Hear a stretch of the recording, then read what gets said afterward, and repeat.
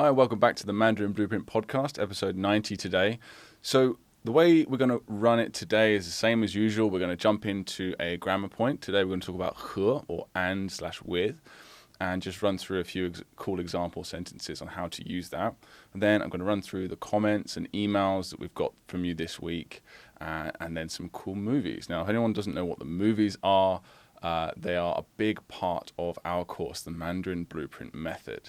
And it's how we teach you characters. We guide you on building a rather complex structure of memory palaces built from people and places that you know and love. And then we teach you how to combine these with objects and actions to remember every single piece of any Chinese character. And you can learn any Chinese character on average between 10 and 30 seconds once you get good at the method. So it's really effective and it's really fun, but it's a bit out there. It's not anything that you would have really, it's very unlikely you would have experienced anything like it before. So go ahead and check that out. If you want to listen towards the end of the podcast, we'll run into those. So today I wanted to talk about 和, which is an interesting character because it can mean both and it can mean with. Now, I don't want to go into the detailed grammatical senses of is it a conjunction or a preposition, or as we like to call it, a relator or a connector, depending on the situation. I don't want to go into all that right now in this podcast. I just want to run through the basics and talk about some more advanced usages, such as with 跟 and 语, two other sort of similar characters that are very, very similar to 和 in their usage. And if you want to, if that's enough for you, that's great. If you're, but you can actually check out the description below, the article, and you can delve deeper into the grammar of 和 and its role as a relator slash or a preposition or whatever. You can actually delve into that further if you like. But I don't want to do that on this podcast. I just want to go through the basics so we don't bore anyone that gets easily bored by grammar, which I think is a lot of people, right? So just want to make sure that you guys grasp this method, this concept of 和, and then we can move on to the messages. So here we go. Let's look at the example of 和, where it can be interpreted first as both and with, depending on how you look at the sentence. So here's sentence 1. 我和儿子上午过来吗? Here it's and in terms of 我 and 儿子. So 我和儿子.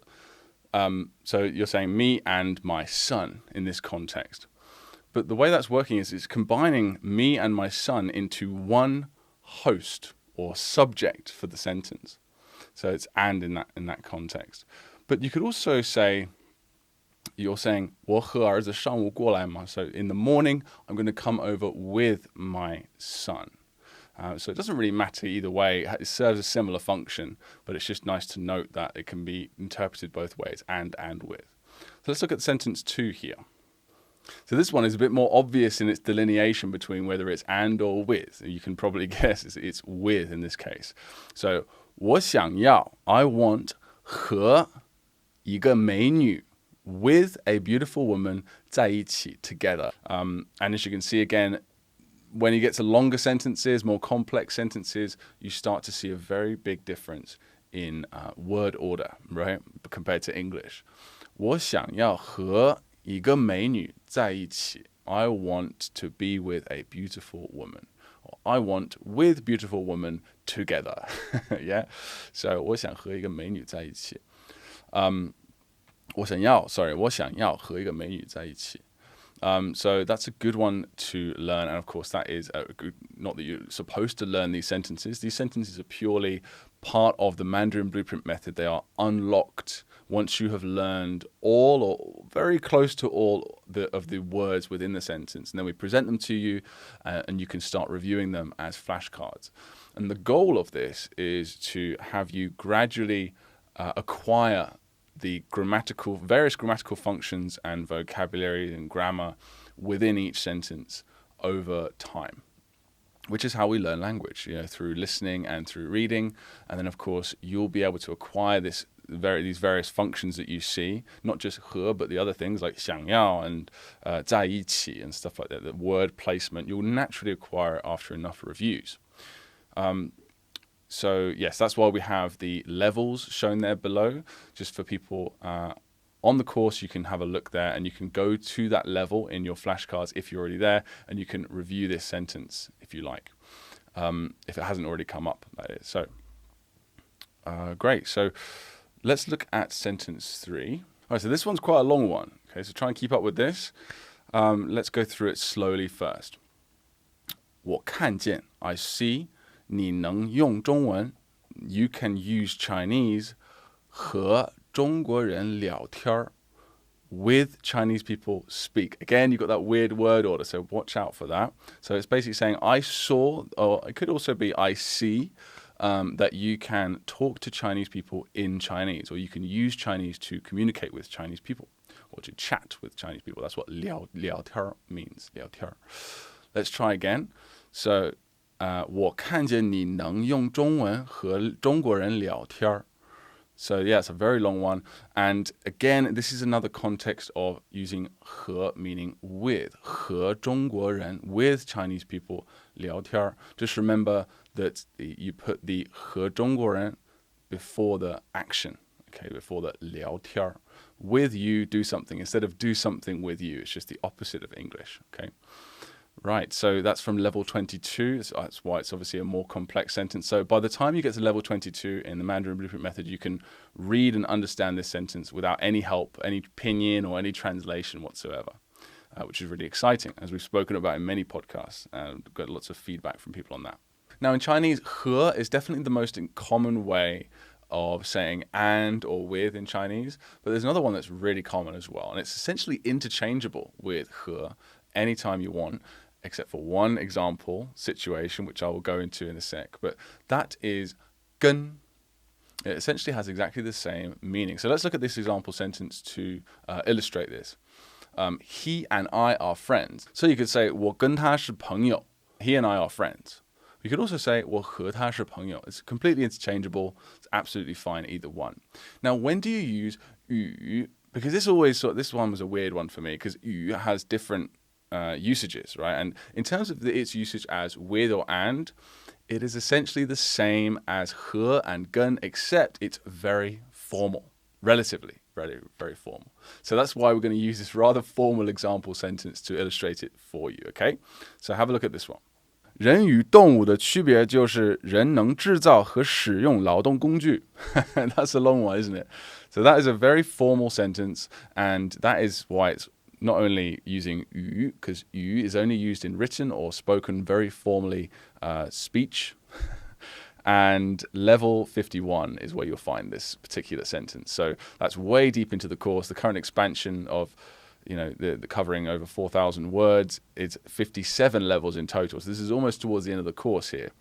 And by that point, you'll be able to understand both orally, you'll be able to listen and understand, and you'll be able to read this sentence, which will be very cool for you. So 语 is exactly the same as 跟 and 和 in terms of its functionality in this context of and with, but just very, very formal. Okay, so that's it for these sort of group of example sentences for 跟 and 语. But there was one thing that I wanted to say earlier. Remember, I said that 跟 and 和 are exactly the same and can be interchangeable, except for one situation, and it's this specific phrase coming up on screen right now. 跟我走, 跟我走, or 跟他走, or whoever, right? So, 跟 can only be used as in follow. So, like the actual word for follow someone, or he's following me, 他跟着我, or 跟着我, like telling someone to follow you, 跟着, like follow me. So 跟我走, you can't say 和我走. You could only say 和我走 if you added 一起 on the end. 和我一起走. Okay? So, and again, don't worry about the why is this. This seems complicated. This seems very nitpicky and specific. Hey, it's the language, we didn't make it, unfortunately. But that's just how you would use it in that context. And if you read the sentences and review them enough, you won't have to ask why. You'll just naturally acquire it, just as you did in English. There are a lot of weird stuff. There's lots of weird stuff going on in English too, or at least it seems weird to the non-native speaker. But we just say it and we understand it, right? So don't worry about the why. Okay, so that is enough for today regarding example sentences for 和, 跟, and 语. I hope that was clear for you. So any questions at all, just get in touch at contact@mandarinblueprint.com or leave a comment below. We'll be happy to explain further or link you to something of ours or someone else's that can really illustrate the point for you. Okay, so let's move on for now. The first comment we have this week is from Dan Helsloot on new vocabulary unlocked for 为了. So this is a new vocab that you've learnt the characters for 为 and 了, and therefore you've unlocked this common word, compound word, 为了, which means for the sake of, rather. So the example sentence, if I remember correctly, is 为了我的事, because of my thing, the thing that I have going on, whatever that is, 他吃不下饭. 他吃不下饭. Okay, so Dan asked a really interesting question, which was, what's the grammar rule behind 吃不下饭? Why isn't it just 不吃饭? So why isn't it just didn't eat or wouldn't eat? Okay, so look at the two differences here.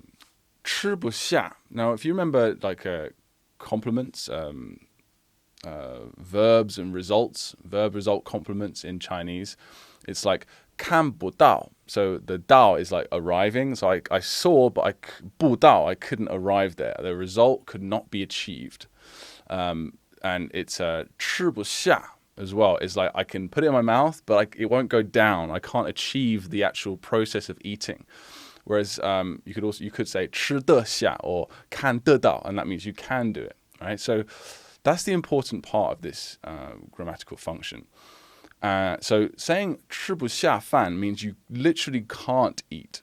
So because of the thing that she's got going on, which is obviously very serious and making him worried, so he's so worried that he can't eat. He has no appetite, and even if he wanted to, he couldn't.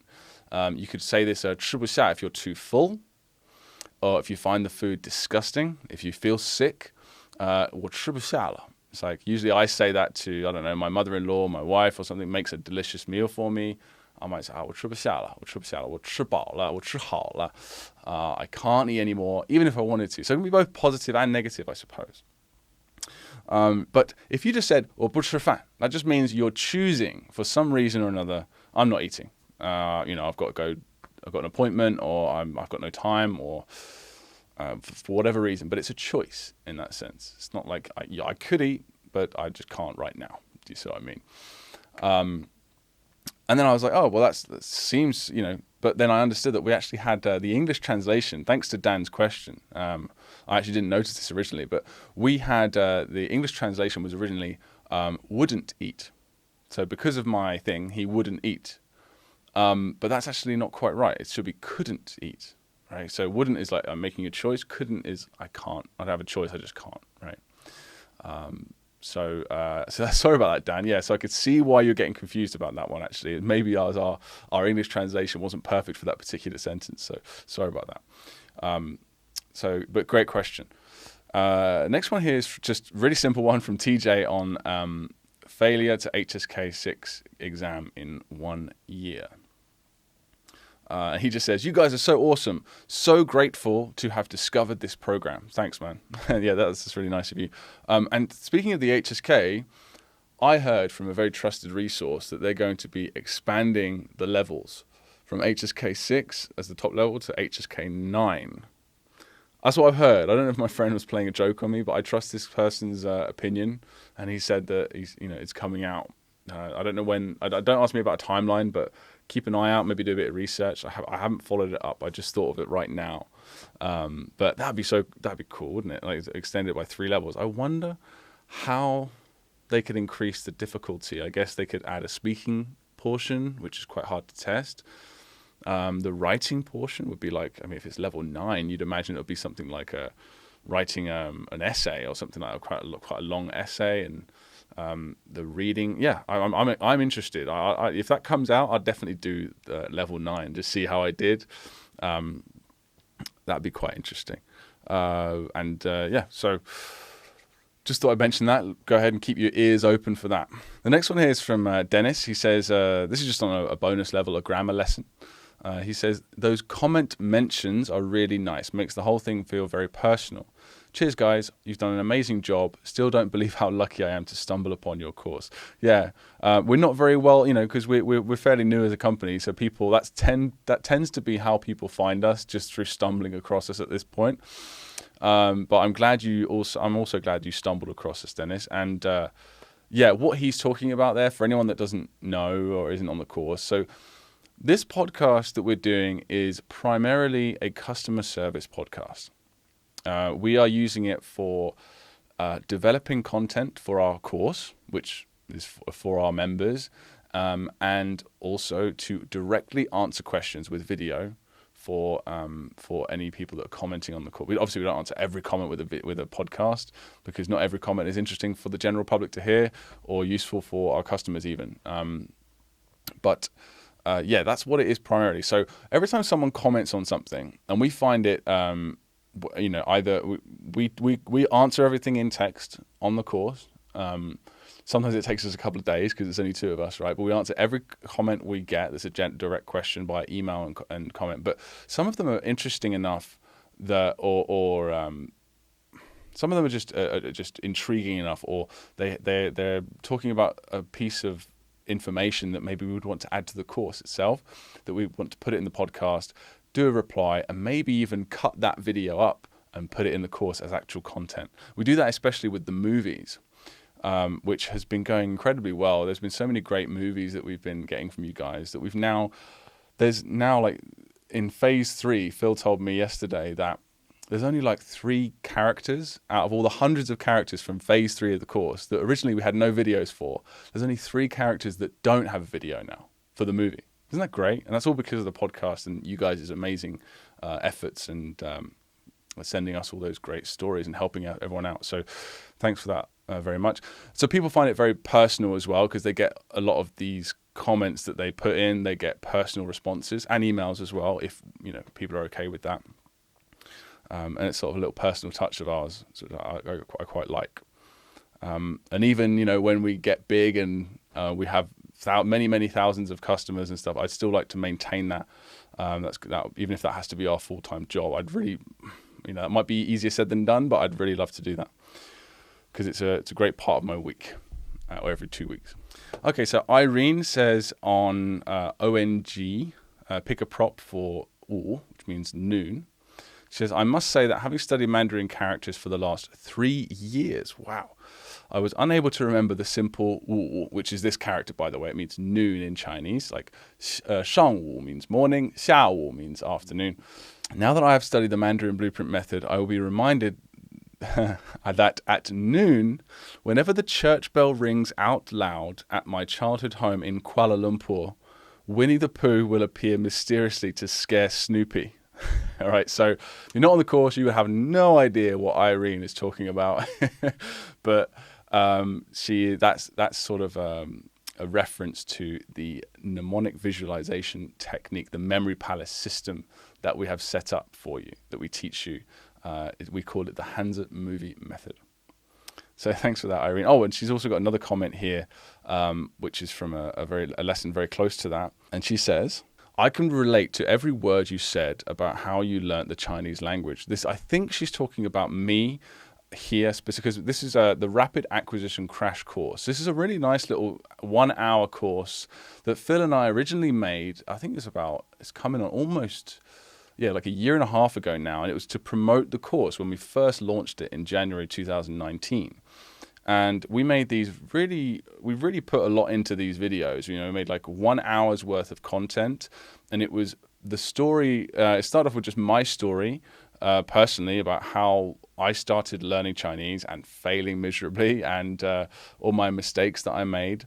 And then, how Phil and I joined forces and started delving into linguistic research, and how we began to start fixing the problems that we saw with language learning institutions, and creating the Mandarin Blueprint Method, and gradually improving it over several years. And now here we are. And it was, and it's all just from the heart, and I think there's a lot of information in there as well. Go to our website, mandarinblueprint.com, and you'll see either on the front page, or you can check out the resources section, which is like a drop-down menu. I think you can go to resources, just click on resources, and you can go through to the Rapid Acquisition Crash Course. It's just an hour, very short video course for free, and there's a lot of useful info in there. So this is a comment on that, one of the lessons in there, I believe. And after all that diatribe, actually, no, it's not. It's nothing to do with that course. It's actually in a bonus video in our main course. But anyway, it's related. Do check it out. Oh dear. I should read more before I start blabbing. But anyway, Irene also says, I second your comments, Julio. So I guess Julio said something nice. I'm so glad this is explained so well. So this is referring to the 6 types of Chinese character, which is a really interesting. It's also a blog post series that we have. We're going to combine into one big post, which we just break down, and we love doing this. It's one of my favorite things to do, is just take this really complex idea of Chinese characters and break it down to the smallest parts, and then just lay it out. And it really dispels this myth of how complicated it is. I think you can do that with any subject, can't you, if you understand it enough. So I thought, let's lay out the 6 types of Chinese character. Here they are, done. And we do that with also compound words as well. There's 7 types of compound vocabulary words in Chinese, and we'd like to break those down, and we'll do an updated post series on those at some point soon. She says, I'm beginning to have a better understanding of how to remember Chinese characters, and it makes sense, as I was all over the place trying to get to grips with it. I am just glancing at these for now as an initial step towards learning more characters in the coming lessons. The text explanation is fantastic too. TQVM. I don't know what that means. Thank you very much. I think. Nice one. Thank you, Irene. Yeah, it's what we like to do, and I think it's what we do best, is breaking things down from the complex to more simple and just laying it out gradually. So, brilliant. The next one here is from Raymond. Luke was saying that people with aphantasia relate to non-visual hints, i.e. is like the mind's ear or the mind's touch rather than the mind's eye. So if touch and sound work better for you than pictures, then imagine touching or hearing something instead of visualizing.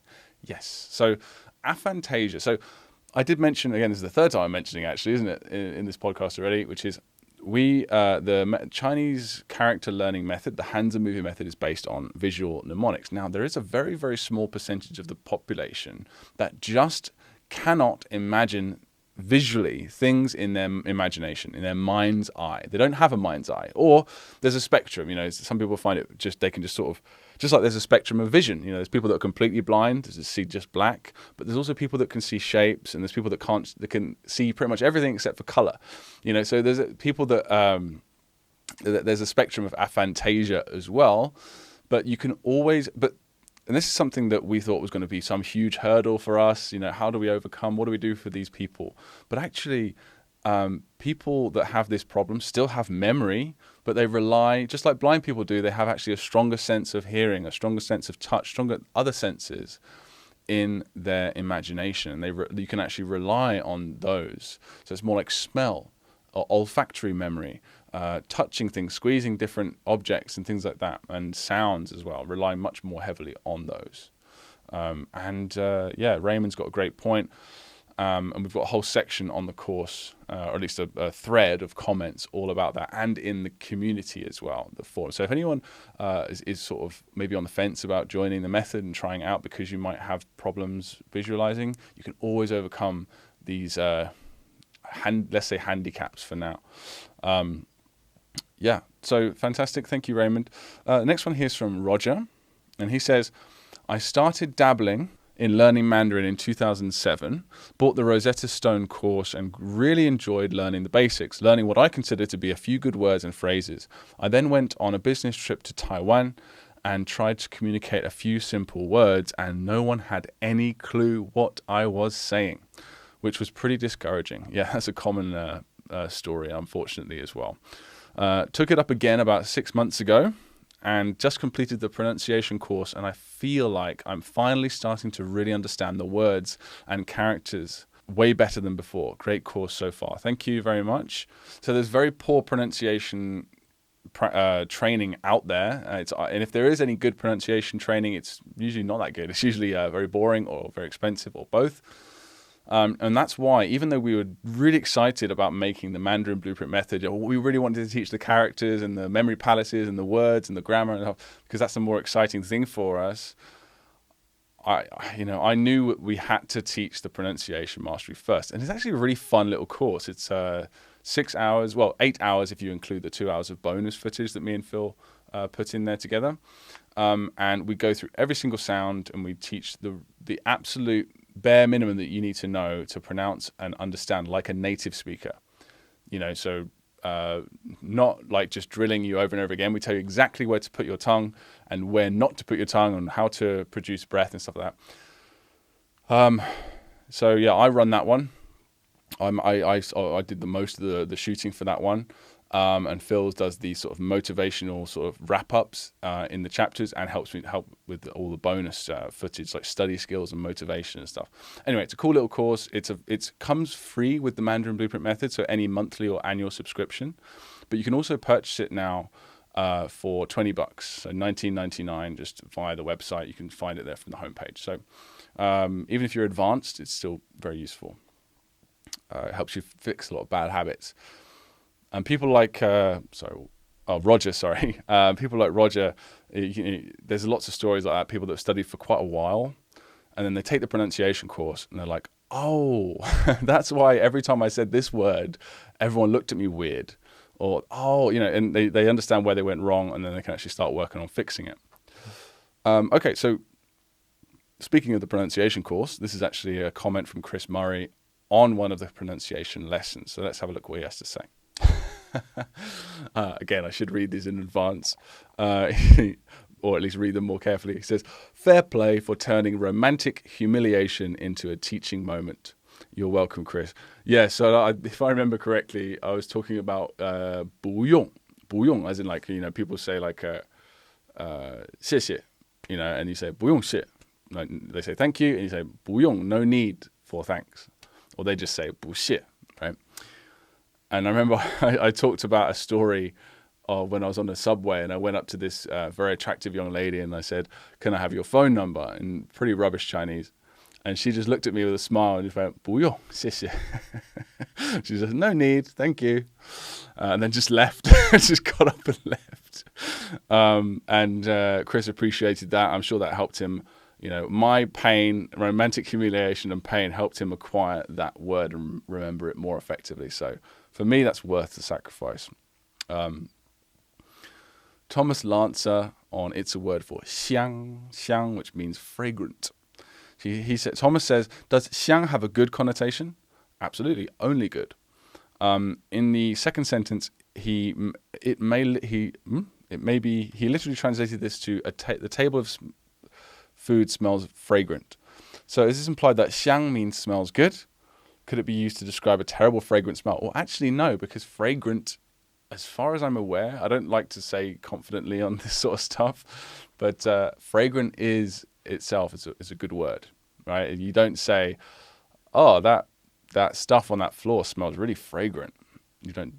Fragrant is always good, as far as I'm aware. So xiang is fragrant, which means always, always, always good, nice smelling. All right, so that's about it for the messages and emails we've had this week. So let's jump in, as usual, into the movies. Now, I haven't looked at these in advance this time because there wasn't a huge number this week. So I've just got, I think I've got about 10 or so here. I'm just going to run through them, and I'm going to make any tweaks or corrections, quote unquote. I don't really like to say corrections because there's not a particular one correct way to do things with these. It's just that I'm very experienced with this method, and Phil's very experienced with it, and we've taught this for many hours, like face to face with many test groups, and there's certain things that just work better overall from what we've seen. But just because I say that something works or doesn't work or could like be changed, it doesn't mean that it's not like the way you've done it is wrong. I'm just doing it for the benefit of others listening. So just as a general rule, a general thing. But to the people that actually write these and take the time to share them with us, it's very likely that the specific scene is absolutely fine, even if I do make a correction to it. Okay, correction.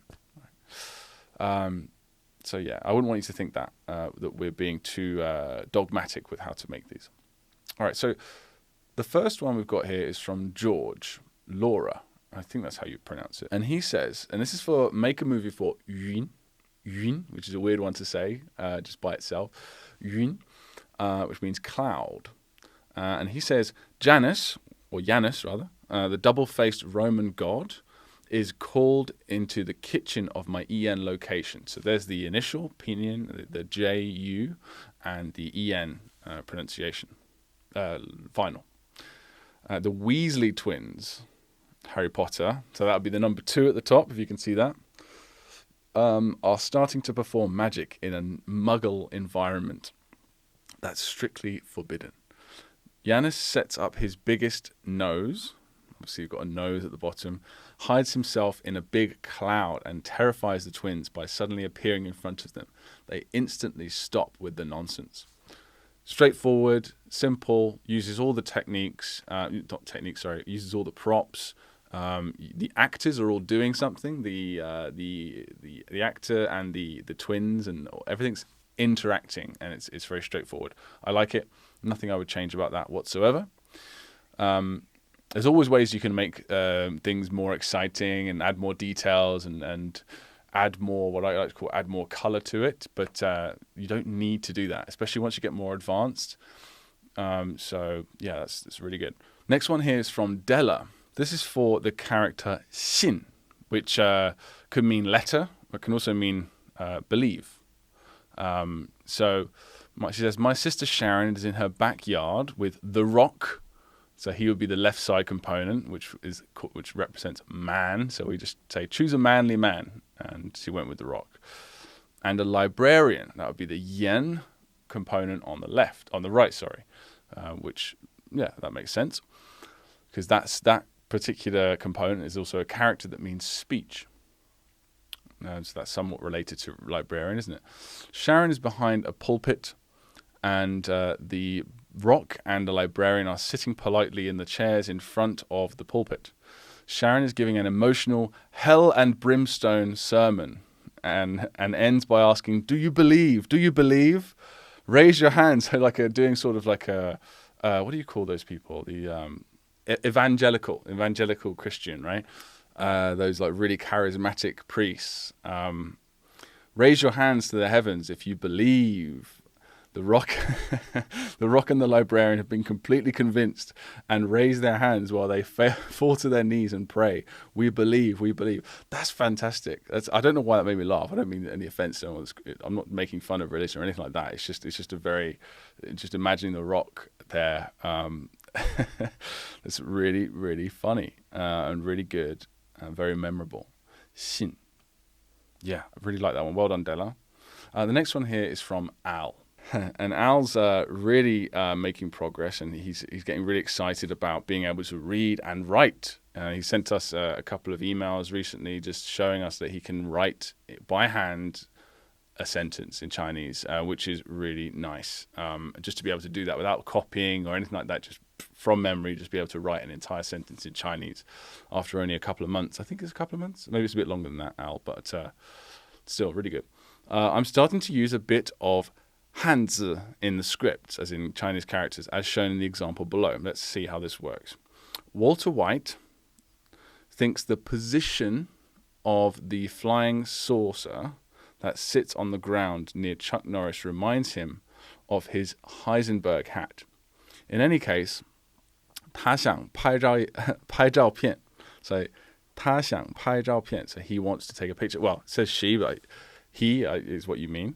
So he asked Chuck Norris to get into position behind the saucer so he can snap the photo.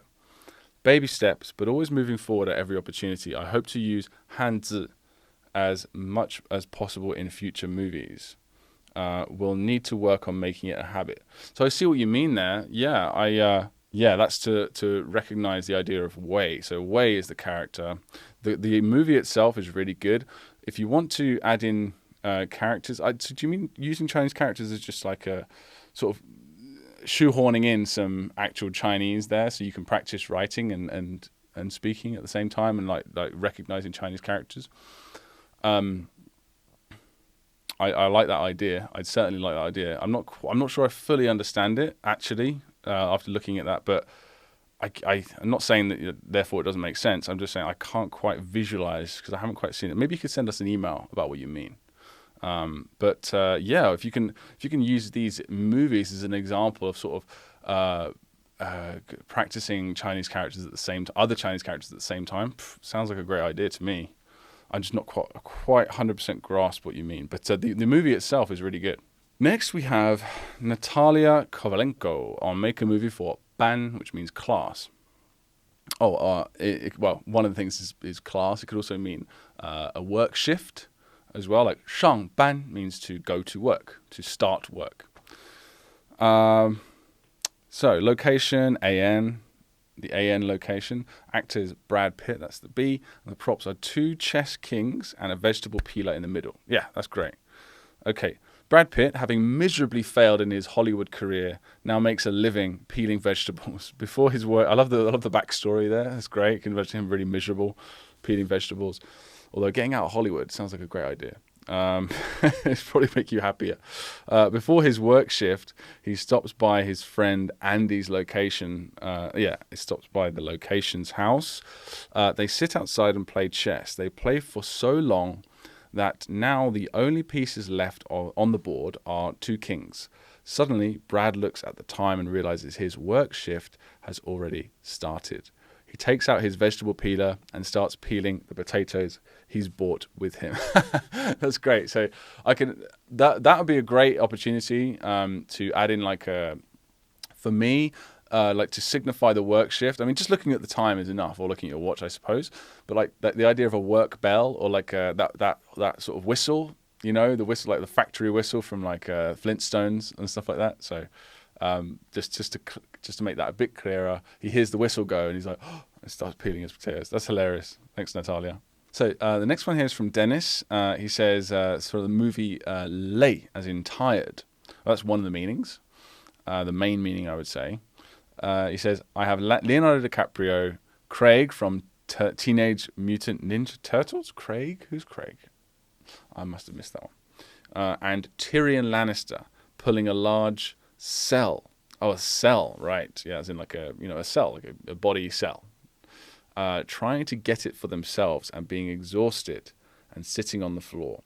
Yeah, again, really simple. I mean, it's quite a visual keyword, like tired, just to show someone tired is fairly straightforward. So whenever you can, when you've got a relatively quick keyword, like easy visualized keyword, make it as simple and quick as possible, get it memorized, move on to the next one, and save your energy for the tough characters. So that's perfect story, and gets the point across really well. Oh, we got another one from Della here. It's for Ji, which means to send, as in post a package. My niece Jessica is in the backyard of my childhood home with Jesus, who is very lost. He is trying to make his way back to heaven, but is unsure how to go about that. Jesus decides that mailing him back is the best solution. She places him in a box, puts a lid on it, tapes it shut, and addresses it to heaven. I can imagine it just floating up as well. That's really nice. Yeah, that's great. Hang on a second. Make sure. Yeah. I'm missing. It looks like I'm missing the. I can't see the T component, but I'm sure you've got all the components in there, the props. But the lid in a box. Yeah, it looks like you've got everything there. So it's really simple. Again, I love simple. Simple scene. Mailing Jesus to heaven. It's lovely. JA on Make a Movie for 事, as in a matter. 我有事, I got a thing to do. We actually spoke about an example of that today, didn't? 因为为了我的事, what did he say? 为了我的事, 他吃不下饭. Oh, I can't even speak. 为了我的事, 他吃不下饭. Yeah, I remember that. Okay, so J, for this character, which I would say is pretty abstract, right? It's fairly challenging. This might be the one that you need to think a little bit more about. Let's see how he handles it. Sean Connery is in the appropriate set room, minding his own business, quietly sorting things out in his filing cabinet. And he also shows you the props as he goes through. So the filing cabinet is the bottom prop rather. Audrey 2 from Little Shop of Horrors is the coal, and barges in and attacks him with a syringe, which has been duct taped to the end of a hockey stick. Nice. To increase range. The attack fails, however, as whatever is in the syringe turns Sean into the Thing from Fantastic Four. Sean Thing roars, it's clobbering time, and chases after Audrey too. The scene would work without it, but syringe doesn't have a hook at the bottom. So I added the hockey stick, even though technically it violates the no more than 3 props rule. Again, that's fine. That's our rule that we apply to ourselves to make life easier for you guys. And 3 is just like a nice number. And we base that on the amount of slots of working memory, which apparently is 4. Is it 4 or 5? So working memory, as in short-term memory you specifically use for figuring out a problem. And making a movie in your mind counts as that. So if you've got like 3 props, and you've also got an actor and a set, and you're trying to make them all communicate with each other, and it's pushing the limits of your working memory already. So 3 is like a maximum that we try to stick to. That's the only reason why we do that. It's just based on basic memory research. It's not to say that therefore you can never have 4. In fact, there are. I posted this to the community a while back. We have a handful in the entire expansion, all of the characters that we cover, 1,530 characters. I believe there's like 15 in total, or maybe between 10 and 15 that have more than 4. And it's just unavoidable. It's just the way the characters are structured, the fact that these props are only used a couple of times, and it's not worth chunking together. So there's a bunch of there's just a handful of characters that use I think the most I think is like 6 props in one. But that's very rare, and we make a special guided scene for those. All right, so that is the end of the podcast. We've got no more emails or comments left, and no more lovely movies. So please keep those coming in. And if you've got any questions about the course, or if you're not on the course, you're just curious, you want some advice about Chinese learning, or you want to ask what we do, or anything like that, just contact us at contact@mandarinblueprint.com. And I'm looking forward to seeing you all in a couple of weeks' time. Bye-bye.